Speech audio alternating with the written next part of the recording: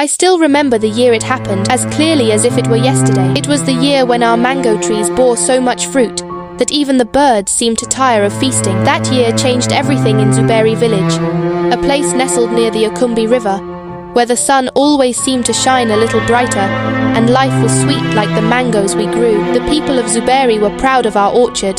Generations of villagers had cared for the mango trees, and in return, the trees blessed us with fruit sweeter than honey. Travelers often detoured through our village just to taste them. Each year, we would pick the ripest mangoes, sell them at the big market in Kafira town, and save the money for things we couldn't grow or make ourselves. But that one year, something strange happened. The trees seemed to take on a life of their own, producing more fruit than anyone could remember. At first, we were thrilled.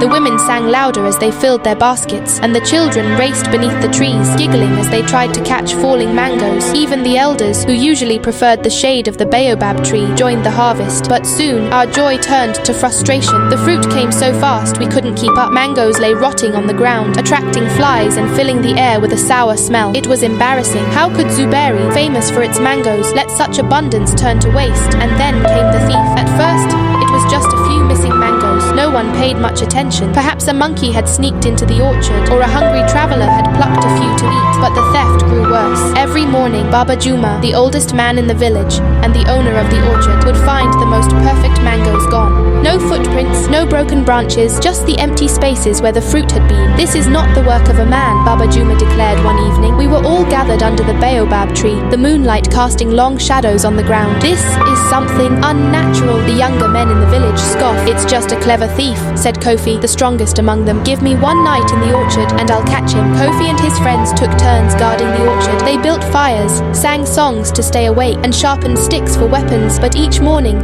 more mangoes were missing. It was as if the thief could see in the dark, slipping past them like a ghost. That's when Amina, Baba Juma's granddaughter, stepped forward. Amina was small and quiet, but her mind was as sharp as a thorn. Let me guard the orchard, she said. The men laughed. What can a girl do that we haven't? Baba Juma silenced them with a wave of his hand. Let her try, he said. Sometimes a small flame can light the darkest night. That evening, Amina prepared for her watch. She covered herself in mud to blend into the shadows and climbed into the tallest mango tree, hiding among the leaves. Hours passed. The village fell silent, and even the fires burned low. Amina waited, her heart pounding with every rustle of the wind, and then she heard it, a soft hum like a melody carried on the breeze. She held her breath as a figure emerged from the darkness. It moved gracefully, almost floating, with long limbs and glowing skin that seemed to shimmer like moonlight. Amina's eyes widened. This was no ordinary thief. The figure reached for the mangoes, plucking them gently and placing them into a woven basket. Amina finally found her voice. Why do you take what is not yours? The figure froze. Slowly, it turned toward her, its eyes glowing like embers.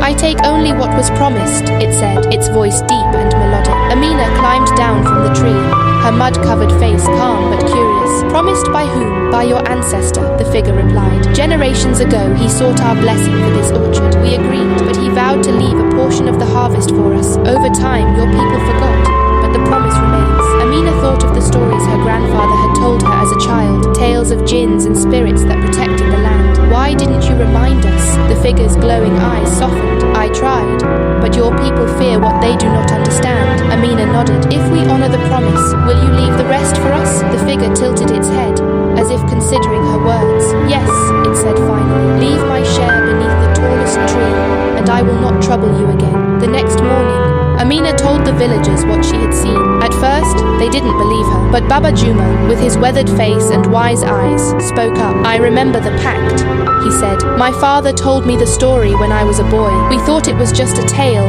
but it seems we were wrong. From that day on, the villagers set aside a portion of the harvest for the Djinn. Each night, they left the mangoes under the tallest tree, and by morning, they were gone. The theft stopped, and the orchard flourished like never before. The trees grew taller, their fruit sweeter, and the villagers of Zuberi prospered. As for Amina, she became a legend in the village, a reminder that even the smallest voice can bring about the greatest change. And so, every harvest season, when the air is thick with the scent of ripe mangoes and the laughter of children, we remember the year Zuberi changed forever.